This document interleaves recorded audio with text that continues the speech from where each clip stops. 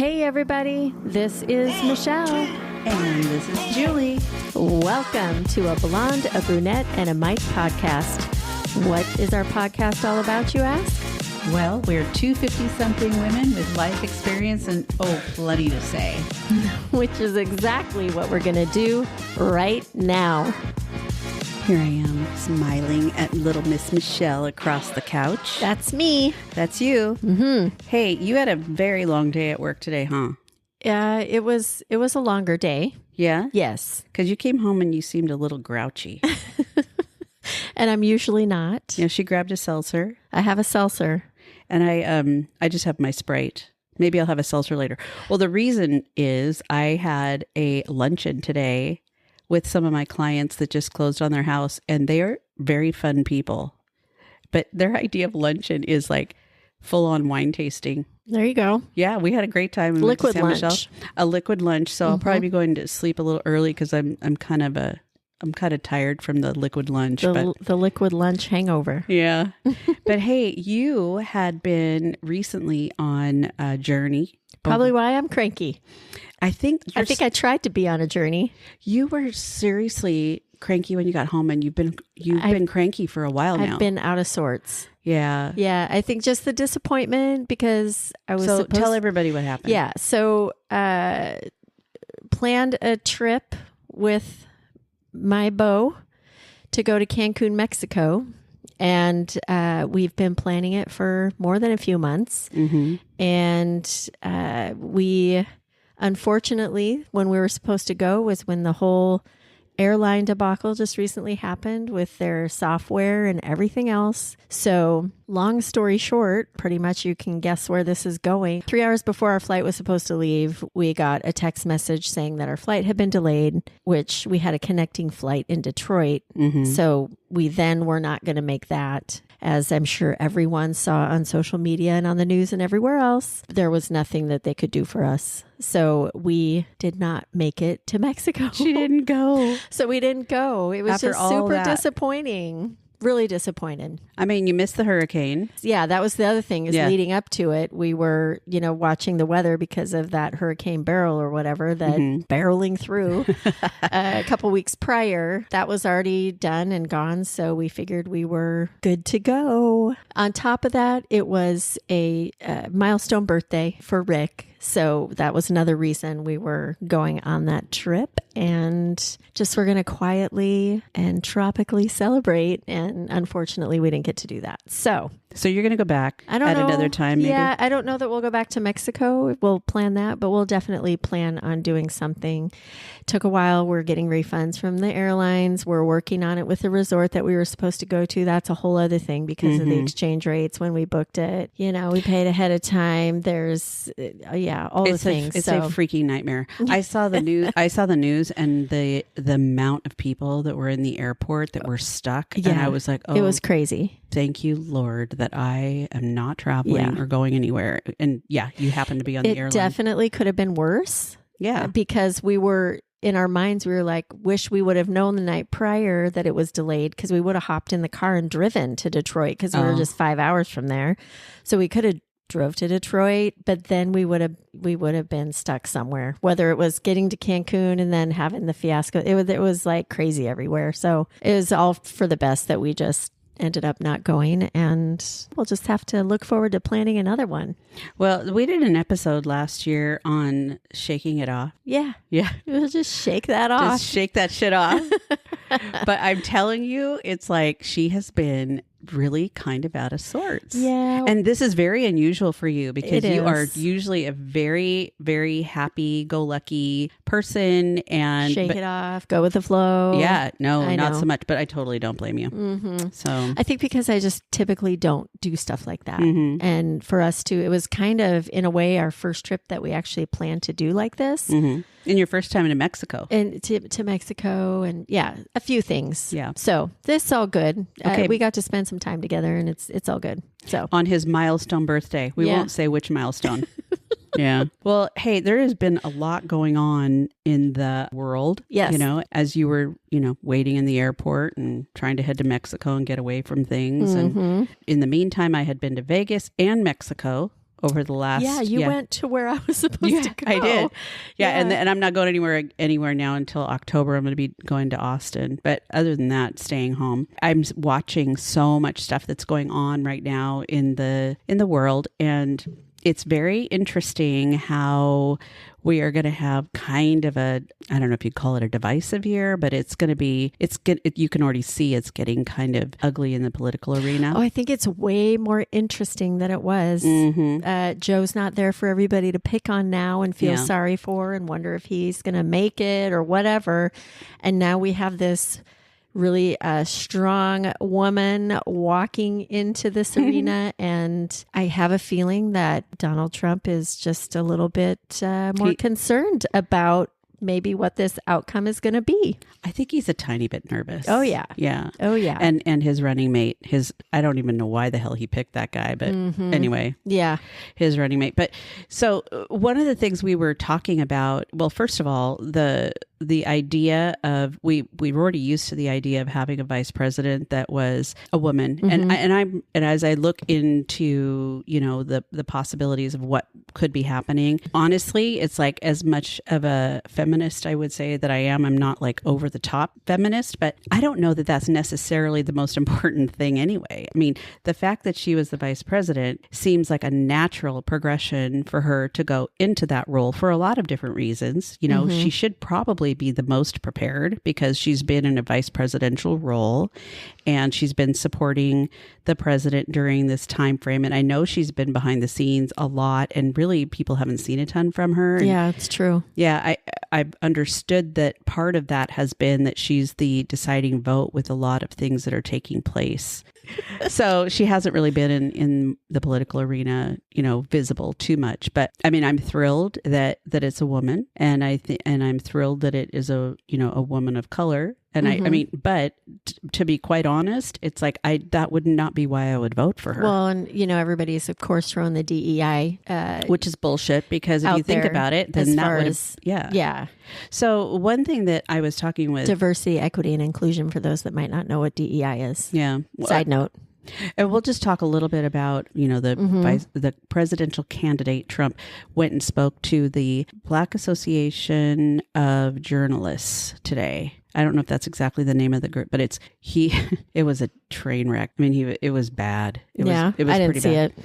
Well, I just watched little snippets of it, and I kind of felt bad for him because he just sounds so damn ignorant. It's like they're asking him questions about things to do with his opponent, and he does not sound like he's very well educated on things to do outside of his little world, and surprisingly, with having been in that office for 4 years before, you'd think that he would be a little bit more savvy with how he was addressing questions. I don't think he cares to be savvy. Yeah. Honestly. He was pretty divisive and I wouldn't say combative, but borderline, just like, I don't like the way you're asking me the questions, that kind of thing. Yeah. So anyway, I think the true colors were evident, and, I've talked about this stuff before, and I think there was another episode, I can't remember which one I was listening to not that long ago, where I'm saying I am totally open to listening to other perspectives. Obviously, there's a lot of things that I'm not going to agree with, but I said that, and then I was having a conversation last week, I guess it was, with my family. My kids and my ex-husband, we were all together, and they're kind of more conservative, not Zoe, but Jared's just kind of like whatever works, but more Andrew now that he's moved to Texas. Yeah. And Brian. And I found myself getting kind of like a little fluttered, and then I realized it's like, I better be a person of my word and say, I am open to listening to what other people have to say, because I'm not what I say is not necessarily the only thing out there. Well, and it doesn't, especially during times like these and throughout the next year, I think it's even more so important because it becomes that much more prevalent, I guess, the awareness and the recognition of really what your own thoughts are and opinions about things, and then what others are as well. And to your point, in those types of situations, it's like everybody's going to have their own. Mm-hmm.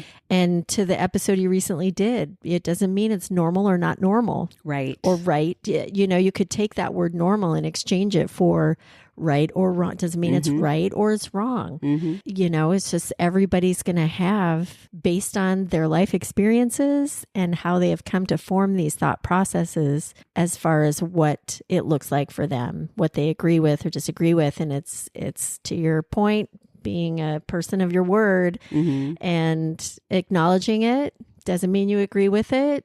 You don't have to be combative about it, but just, you know, you got to listen. So listen and nod and, you know, okay. And like Michele just, Well, it was a good check for me because I haven't really been in that arena especially with my ex, because going back to when I was married, I just kept my mouth shut. Yeah. I didn't say a word. Yeah. I didn't get involved in it because I knew that it was going to be a conversation that wasn't probably going to go well. Yeah. And then I found myself in the same situation. And I was just like, oh my God, I'm totally saying what I want to say, because I hadn't really chosen to do that before. Yeah. And even went so far as to say, I'm going to be just smiling at you when Kamala Harris. And then I went, oh, Julie, that was not very nice. But I will be smiling. Yeah. Anyway, so it's challenging though. Yeah. It is challenging. Well, being in the Northwest, I think everybody thinks we're all bleeding heart liberals, and we're really not. I mean, I feel like I'm pretty progressive in my thought process when it comes to social issues. Yeah. Definitely. Fiscal stuff, you know, not as much. It's like, I think we kind of go a little overboard with a lot of things, but there's so many different intricacies of what's happening federally and at a state level, like with our taxes and where our money goes and how it's used and things we really don't have any control over. And I think that's why people get so frustrated. Yeah, for sure. Because, and you know, they start doing the blame game or they don't want to vote or whatever. And, you know, in Washington state, very likely everything's going to pretty much go Democratic because the vast majority of the population's on this side of the mountains and is much more progressive than the other side of the mountains. So that's kind of been how it's been around here. But I do believe from a state level that we have taken things way too far in a lot of cases, specifically relating to the homeless issue and fentanyl problem that we have. Those two major things. And then, of course, in this King County, big metro area, you know, we have huge issues with crime. Hello, Julie. We have huge with crime. Yeah. You know, just because literally, I think there's 500, 600 less police than there are supposed to be, which is crazy. So if something major happens, it's like there's not enough people to go around, and then they get yelled at, or people don't think they're doing their job. And it's not even about that. It's just there's not enough people to go around. So anyway, that's at a local level, but at a state level, I think we need to make some adjustments and changes and maybe look at things a little bit differently. And then, of course, at a federal level, I believe we're headed in the right direction. Feel so much better about it than I did before. And, you know, even with Kamala in the running and just the way things are headed.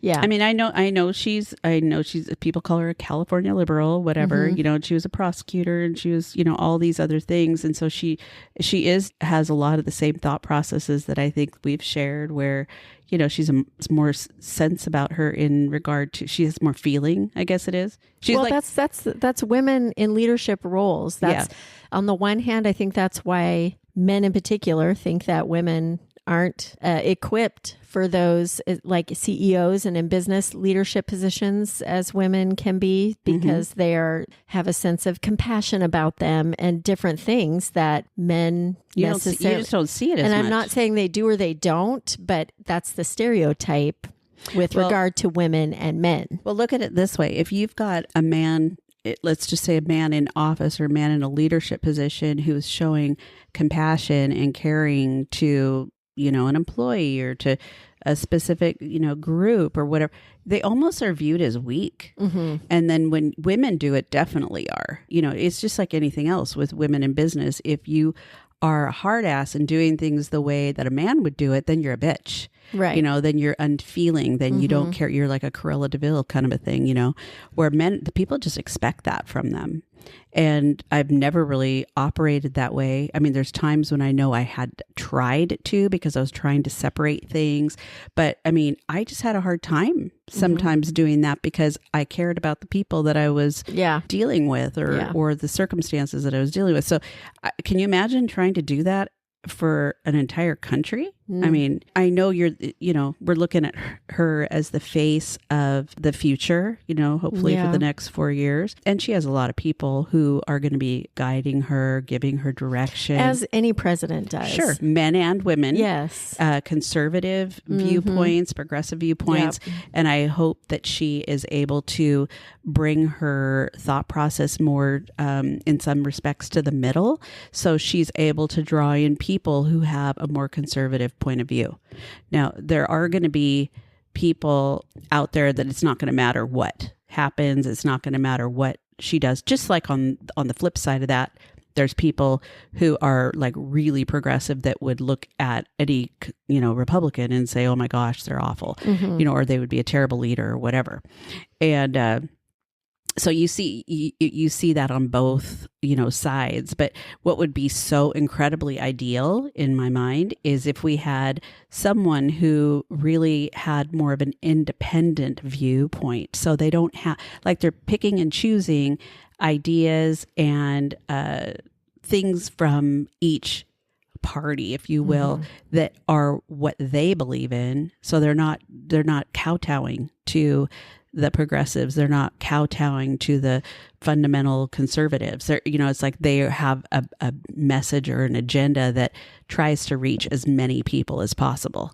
And we just don't see that. No, we haven't seen that. I noticed for governor, there's a guy, I can't remember his name, but I was looking at all my stuff for the August 6th vote that's coming up. And he's running as an independent for governor. And I want to learn a little bit more about him. About that. Yeah, because, you know, I find that with me because I know that on a lot of things, I'm definitely more with what would be considered liberal and on the left side. But then at the same time, you're so not. I'm really, there's a lot of things that I'm not. So it's, to your point, it's this crossover to where, and unfortunately, it's just become this great divide. You're either red or you're blue. And it kind of reminds me of, you know, you want to talk about gang banging, Crips and the Bloods. You're either red or you're blue. Yeah. There's, you know, you're either loyal to one or the other. There's nothing in between. Actually, that's a really good analogy. I never even thought of that. I saw Ice Cube actually is the one, not Ice Cube, Ice-T. Oh, I saw something where he was making that comparison, and I thought, wow, that's really kind of true. There's a lot of people that could identify with that. Yeah. Whereas, you know, like a lot of people can't, you know, or don't identify with that. But yeah, I mean, it's either you're one or the other. You have to be tried and true to one or the other. There's no in between. No. There's no in between. So I guess that's the whole thing. It's like you have to feel comfortable doing what you can live with, what you can look in. But at the same time, you know, like going back to, you know, a month ago when we were talking about the presumptive nominee for the Democrats being Joe Biden, obviously, and then the presumptive, you know, for Donald Trump. Right. Pause, big pregnant pause. I think it was after the 34 convictions, but anyway, we're just not going to go there. But I was not happy about that because I'm like, I don't have anything against Joe Biden except that he is a career politician. He's been around for a really long time. That can be an advantage. It can also be a disadvantage. I think he's kind of soft on a lot of things. But bottom line is I was really kind of going, you know, if the guy can do his job, I don't really care how old he is. But then I did see the debate and I know during a portion of the debate, it looks like he's frozen. It was tough. No, he was listening to the people who were vetting and fact checking Donald Trump. Right. Some of the things he was saying. So it looks like he's like kind of zoned out, and I think he was listening. And anyway, my point is that it just didn't look very good. That coupled with, kind of stuttering, or which he does because he has a stutter, he's just not a dynamic speaker. Never has been a dynamic speaker. But 4 years ago when he ran, he still was holding his own. Yeah. In regard to that. Yeah. He was still there. There's a very stark difference between 4 years within ago. the 4 years ago. Yeah. And at his age, come on. Can you imagine? What can you expect? Even at our age, it's like, can you imagine being in a role like that where you literally are on 24/7? Yeah. I mean, you're on even when you're asleep. Yeah. I mean, you saw how badly it aged Obama. Obama went from being, his hair went completely white. I know. I mean, and he was there 8 years. So anyway, I think it was a good move. Now, was that a palace coup? Do you think that was a takeover and that they basically forced him out? What do you think? I think so. I do too. I think he was getting the pressure and he had to make the decision. But of course, I think it was all set up anyways. And it was intended to be this way. But that's just me. What do you mean? I don't think it just happened to where he performed poorly in the debate and then all of this then started happening. I think it was pretty much known that was probably going to be the outcome. And so then all the chatter from the newscasters and everything after, I kind of think it was, I'm not saying pre-planned, but kind of the course of action was going to go that direction. I think it was kind of in the cards for it to be played out this way. So let me just say that. If that's the case, I wonder why he was even put in the position to... He had to be. Well, no, not really. It's like he was not discouraged, maybe behind the scenes he was discouraged to go for a second term, but it looked like he was being encouraged, or it was just kind of a given that he would. But because the outcome is that is playing out right now. Yeah. That's what I'm saying. It was in the cards for it to be played out this way. But instead of playing it out, why wouldn't they just say, dude, this is not going to work? Because the American people need more of a distraction. They need more to go on. Like there are no other candidates, really. There was nobody else. Who was going to be the Democratic ticket? Well, obviously Kamala Harris. I mean, but, to me, it makes sense. But because I doubt she would have gotten the backing initially had it been done that way, as opposed to the way it was done. Yeah, like this. It was kind of given that if he did bow out, then of course that's what's going to happen. Whereas if he doesn't do it, and then she's trying to get the backing at that time before any of the stuttering, bad debate things play out, probably wouldn't have been as supported in that way. I don't think. Yeah, that's a good point. I think he had to make, it's funny because they say he had to make a decision. And I'm like, I kind of feel like he had the decision made for him the moment you see Nancy Pelosi and Chuck Schumer and Obama, the Obamas, come out and not really say too much or not say anything super positive. You knew the writing was on the wall. Yeah. And he was having an adamant approach to being there. I don't want to talk about this. I'm running for president, blah, blah, blah, blah, blah.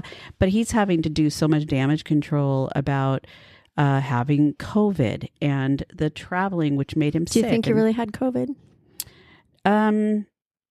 I don't know. I doubt it. See, that's what I'm saying. I feel like it's just this big production of how everything needed to be played out, and they're playing it out, and they're on the stage, and it's all going the way that it needs to for it to be played out in this way.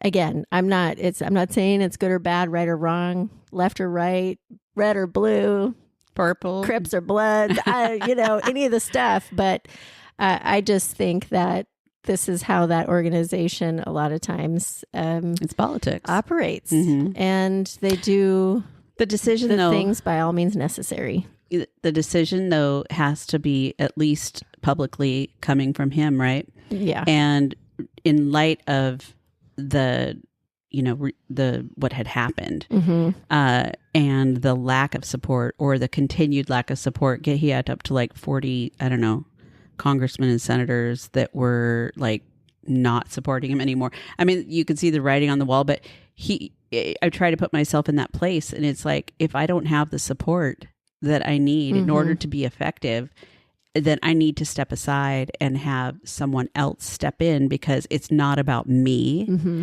It's about what we're trying to accomplish. Right. You know, it's about, and so it's about country, you know, as opposed to being about party. It was more about country, I would say. But there's no question in my mind he would have lost. I know he would have lost. Now I feel like she is gonna steamroll. That's part of the reason why I think it was all part of a greater plan. Yeah. For it to be played out this way. And then she's going to bring in some vice president from one of the swing states. Probably, my guess is Shapiro. I could be wrong, but he's from Pennsylvania. He's a possibility. So anyway, it's just going to be really interesting to watch. For sure. And I think it's historical. It's very Historical times. I swear that's all we've been living in lately. Yeah. Well, with that in mind, one of the more controversial topics that is on the agenda really is, and there's several, obviously, nationally, inflation, you know, we've got the support of the different wars that are going on, one with Israel and Palestine, and then you've got the stuff that's going on in the Ukraine, and then you've got the Roe v. Wade, which was overturned a couple years ago. That is pretty. Has it been that long already? It has. Wow. I know, and it's in the news every day. You hear about this topic every day, and I was like, you know what?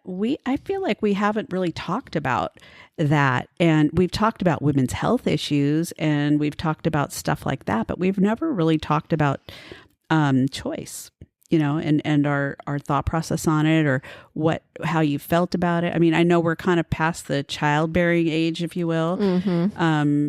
We have people in our lives that are obviously of childbearing age. And when I saw how much change was taking place, I was shocked, actually. Yeah. And probably more shocked that a lot of the decisions were, first of all, that they're political. Because it's like, why is this such a political thing? This really seems like it's more of a private, personal thing. But that I mean, men out there, forgive me, but it's like, I'm like, what the hell? Why are men making decisions about things to do with our bodies when doctors are getting in trouble for trying to give guidance? And in some states, it's really bad. Like they're pretty much like getting rid of any kind of option for abortion, regardless of what the situation is, if they'll even the life of the mother in some respects. Mm-hmm.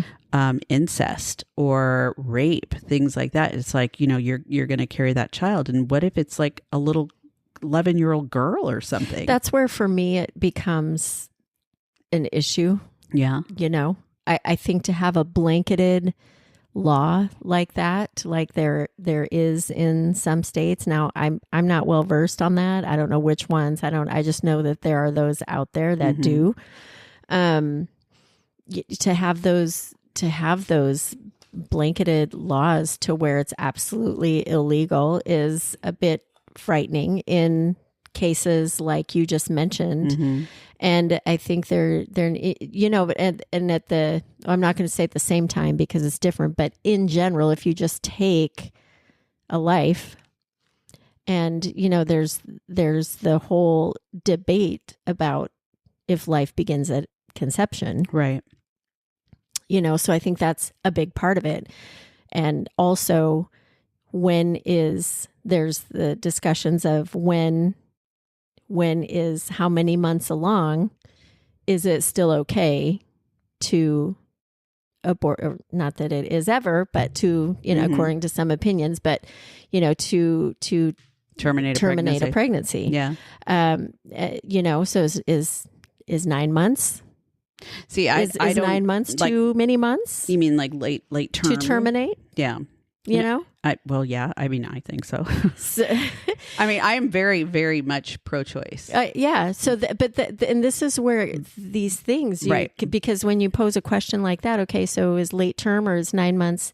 Because I know people who have had a child at 6 months unexpectedly, and you know, the outcome was the baby. a baby. Right. And they did the things to move it along, and everything worked out great. Mm-hmm. So, and that's at 6 months, which there are those states that it's okay to terminate a pregnancy at 6 months. I feel like, so here's my thought process. I've never really been in that situation before. So, and it's hard to know what you would do. My instincts tell me I would probably have the baby and give the baby up for adoption if I was like 16 years old or whatever, Yeah. Or I have someone who's a very close friend of the family who had gotten pregnant at the age of 18 and had the baby and chose an adopted family and has an open adoption. And so she gave that child a chance, but she was not in any way, shape, or form ready to really be a mom. Right.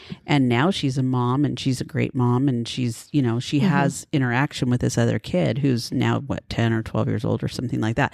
That seems like an ideal situation. But if I was 16 years old and I had come home from to my parents' house and said I was pregnant, do you think that's what would have happened? No, hell no. Well, see, and therein lies, a lot of the reason why people keep it quiet. Yeah. Part of I mean, we just had an episode about keeping secrets. Yep. So here's a whole other aspect of that. Right. And to your point, being 16, coming home pregnant, would I tell my parents? No. Mm-hmm. Would a lot of 16-year-olds? Maybe they will, but maybe they won't. Nowadays, more would than wouldn't, sure. I would say.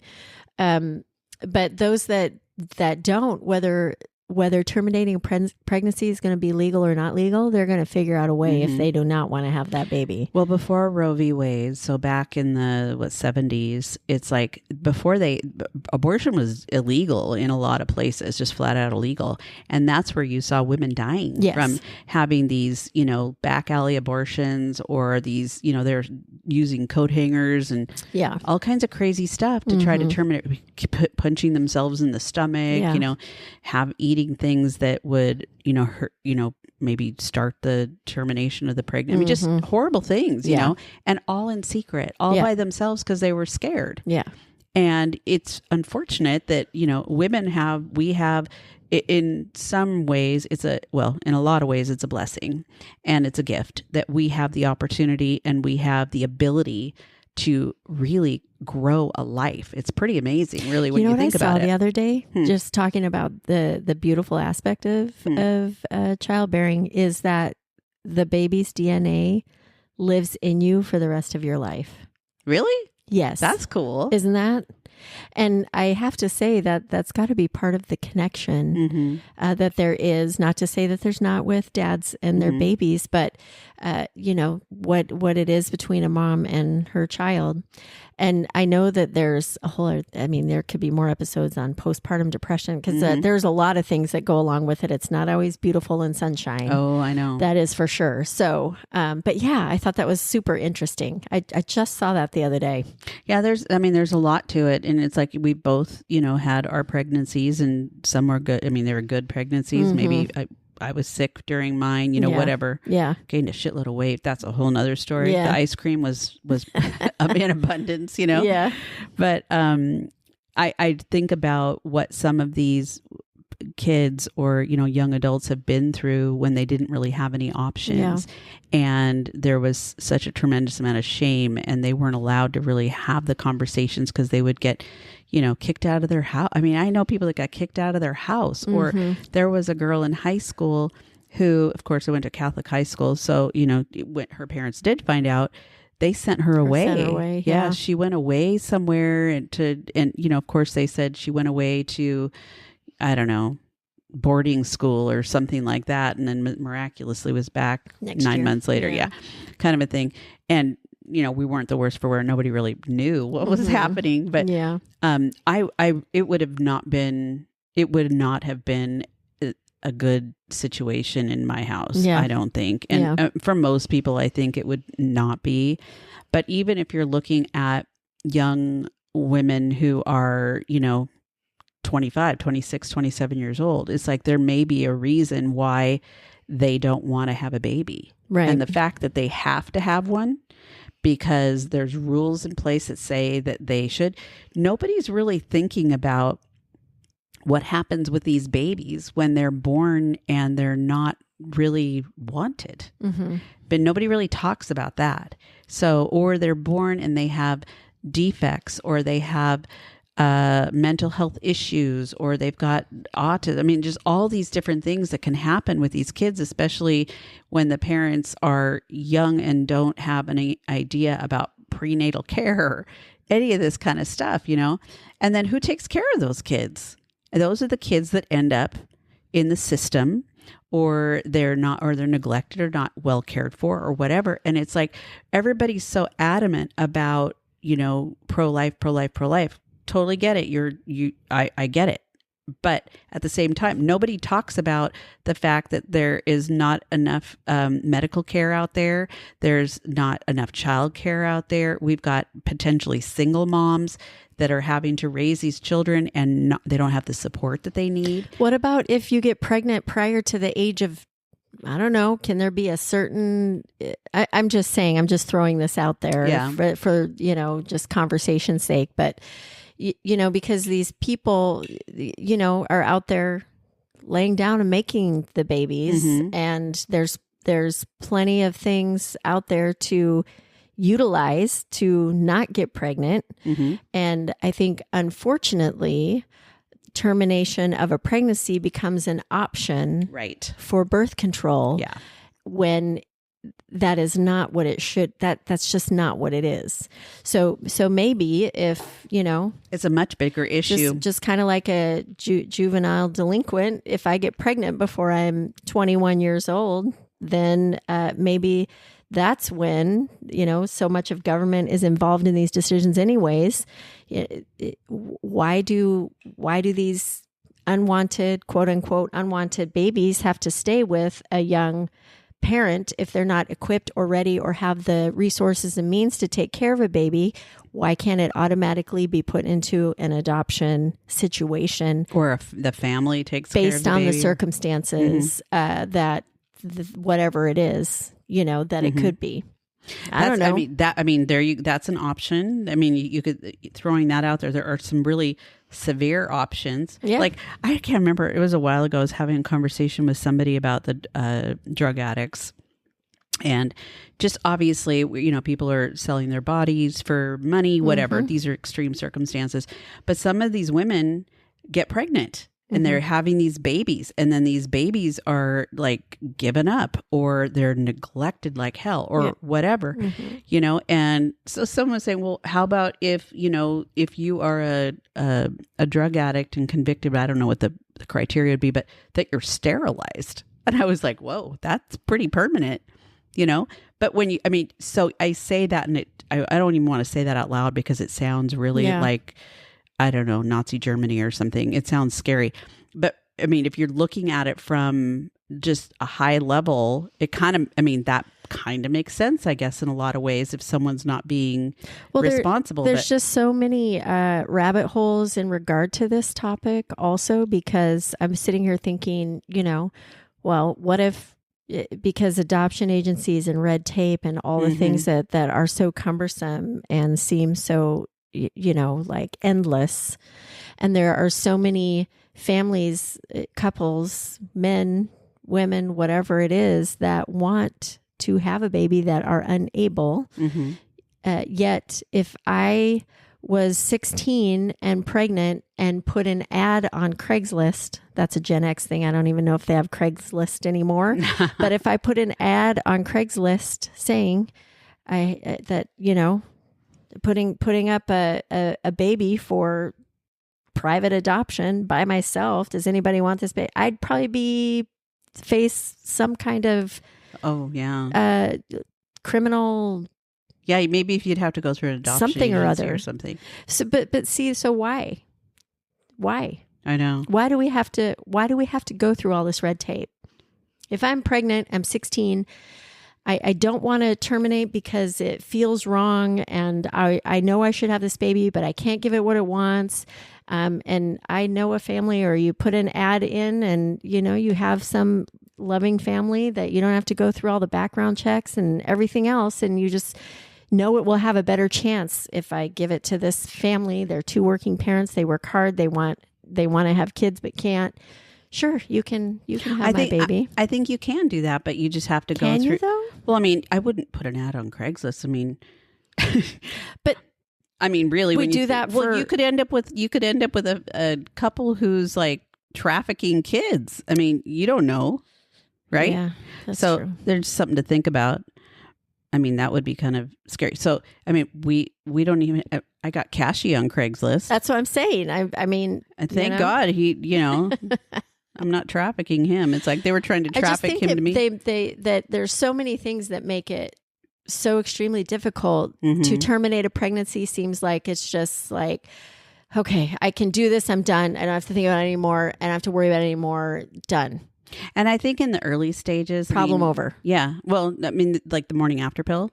Yeah. That's, I mean, kind of brilliant that it exists, but they're even looking at that being completely eliminated, which I believe that pill can also be used for birth control, which is not good. So, it goes back to, the education aspect of things. A whole lot of it is education aspect. And with women or girls, young girls, it's like their sense of security, their sense of how they feel about themselves. So they get themselves in these situations where they potentially can get pregnant, and that's a whole nother thing, because that lends to the family life and it lends to what the education level is of the people. And if they talk about, I mean, it's so complicated. Yeah.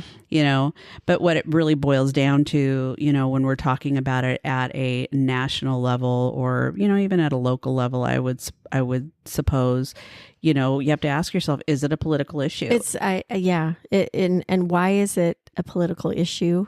Is it a religious issue? It shouldn't be a political issue. But it is. Yeah. But it is. And then like I said earlier, I have all these questions like, well, it's 9 months. For me, life begins at conception. I mean, it just does. That's because if it didn't begin there, we wouldn't have the outcome that we have 9 months later.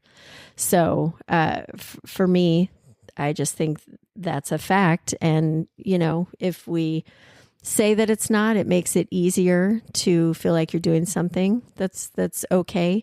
But I definitely think there are circumstances, incest, age, all the horrible things that happen out there that get young girls, the woman's pregnant. Health. Yeah, I mean, it's like exactly. She could be in a lot of danger from the pregnancy, or you've got this child who is severely deformed and not going to live outside the womb. It's like, why would you put this woman through 9 months of that to give birth to a child who's not going to live or who is going to be stillborn? Or I mean, it just doesn't make any sense to me. Right. That's where it is so tricky to have these, just making it illegal. Yeah. And all the risks. I just don't think that it can are be involved. It's not a black and it's not. white topic. It is not black and white by any means at all. I really don't have I don't, like I said, I don't think it Alexa off. I really don't see it as the same issue when you're talking about like the first 12 weeks, maybe even going into like maybe 16 weeks, because whatever that fetus cannot live outside of the womb, but at the same time, I don't think that it's a really blasé decision. Right. It's not something you can just go, oh, I think I'm just going to, get rid of it. It's not like that, because I mean, it's something that is in your body. It's a very personal decision. Absolutely. And one that needs to be respected, I think, by whomever 100%. is there. But at the same time, it's like, it can't be where, again, going back to being this blasé decision, when I'm 6 or 7 months pregnant, that I say, I decided I don't want to have the baby. No, that is not work. That is not okay. That is there is a point where there's a transition and this becomes a little person. You don't call it a fetus. It's a little person. It's not a bunch of little glob of cells that's in your body. And so you have to, I think, differentiate between those things in order to be able to make a sound decision for yourself. But that is the key in my mind. It needs to be something that is a decision that is made for you personally. And, whomever, if you are with a person or whatever, that hopefully that person is involved in the decision too. Even though it's my body, I want input from the person that I care about or the father of this child or whatever, in whatever circumstances that, I might be in. But ultimately it's my decision. Is it the same with owning guns? What do you mean? I've just thrown that out there. No, I don't think it has to do with. No. I'm not saying it's the set. Like, I'm just saying, here's another law with gun control. When it's such a personal and it's based on everybody's sound mind or not sound mind or what they're doing and how they're carrying things out. I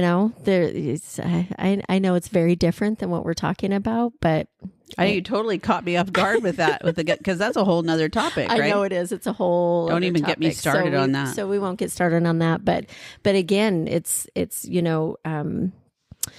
obviously we don't have the right or wrong answers, and terminating pregnancy, we're not going to say it's normal or not normal. I'm not, anyways.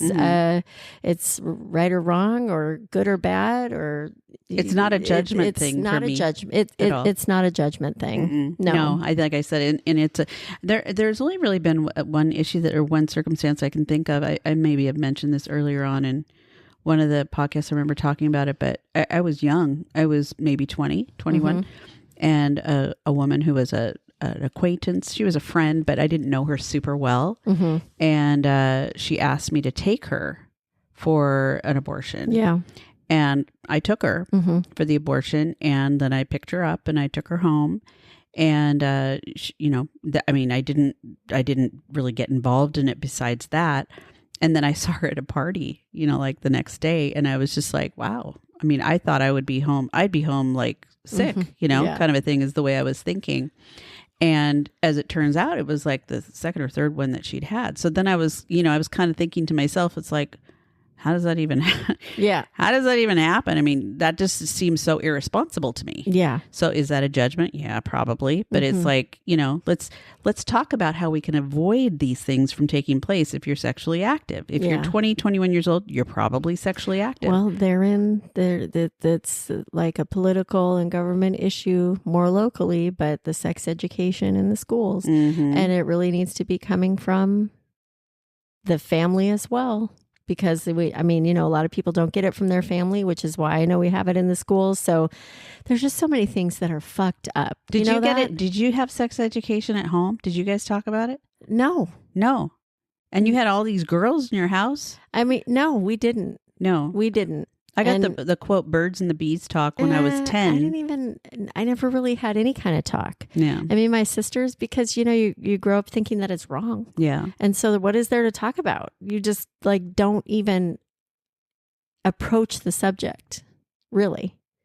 But see, that's not good either. I know. And I don't know if it's like that as much now. And back to your earlier question, is it a religious thing?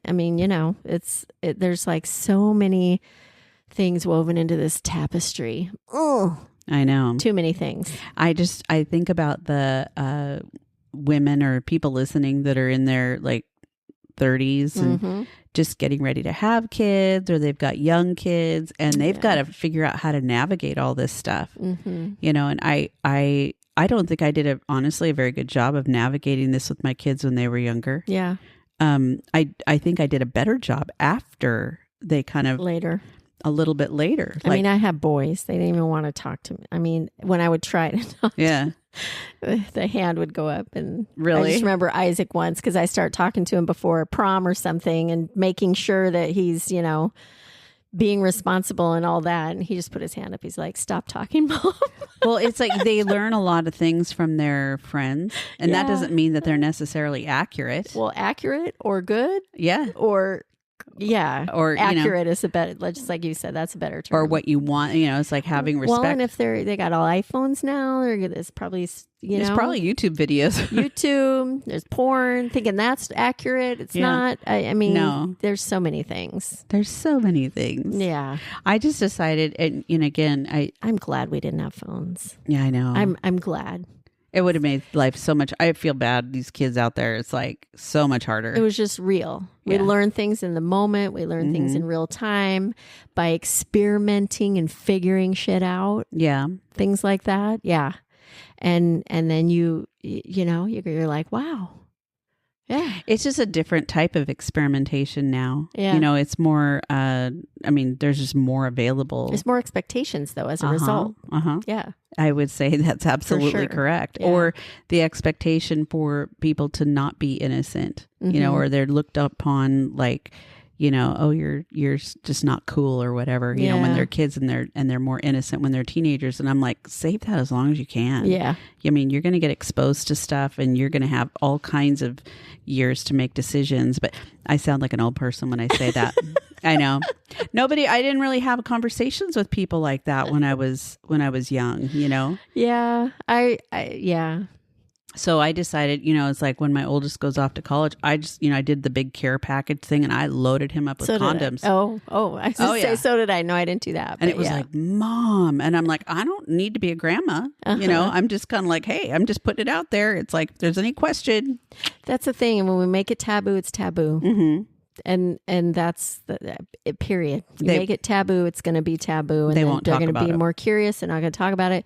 And then they will turn to other things and places and people to try to figure things out. So like today, just a little bit along those lines, but one of my clients, it's like their two kids were there and they're darling. And one of them's 22 in his master's program. The other one is 17. She's going to be a senior in high school. And then she's going into med school. She's already decided all of this stuff. And you know, it was a wine tasting kind of a thing. And so I was like, I said, are you having some wine? And she was like, no, I'm not. I said, do you have it at home? And she says, yeah. I mean, I'll have a little bit at home. And I'm like, good for them. Yeah. That they are exposing her to things in the way that they choose to do it. So it's not such a taboo topic, or it's not this big mystery where she feels like she's got to go try these things without her parents knowing about it. It's not like she's getting drunk or anything. Well, again, that's where think of all the things that we've talked about today. I know I just brought it up a little bit, but gun control, termination of pregnancies, and then now you're talking about alcohol. We could throw that in the mix too, of things that are regulated, weed, or governed by the government. Yeah. And all of a sudden at age 21, you can drink. What is that? You know what is that? That makes it even more of a curiosity thing for kids that are younger. They're going to make it more of a thing than if it were no big deal. Right. If in other countries, kids have wine with dinner. No big deal. You know? I know. It's not a big deal at all. And they don't have half the issues that we have here in the U.S. Very true. Yeah. Very, very true. So on that note, hey, this was fun. We did not solve any world problems tonight. No, we just bitched about them. Yeah.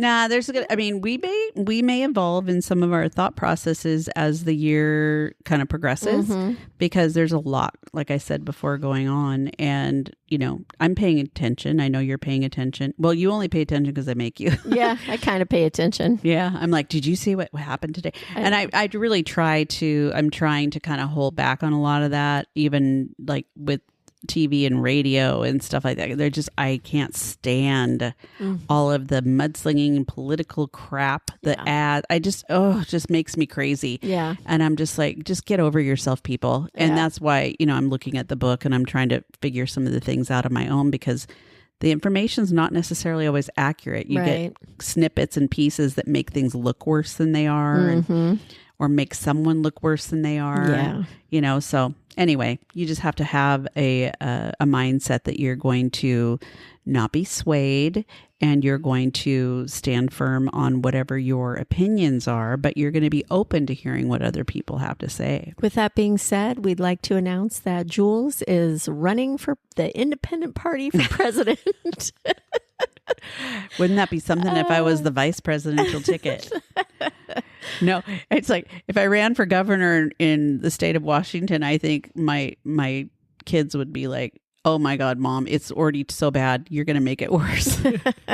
No, I think we need to be a little bit more the other direction in this particular state. Just a little, not a ton, but just a little, just enough to kind of get things under control. There needs to be a purple party that's kind of red and blue mixed. Yeah, there really does. Purple. Hey, I like that. The purple party? The purple Isn't there a purple people eater? Purple, I don't know. There's some song like that from the 60s.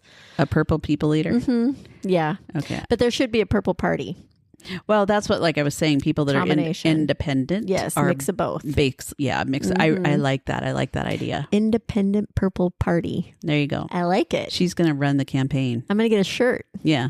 Wait, I'm going to get a shirt. So it's going to be a combination between an elephant and a donkey. Republican, Democrat. Elephant. I was trying to come up with what the combination would be. I don't know. It's going to be one ugly animal, though. Yeah. Well, in that note, we're on all the platforms. Yep.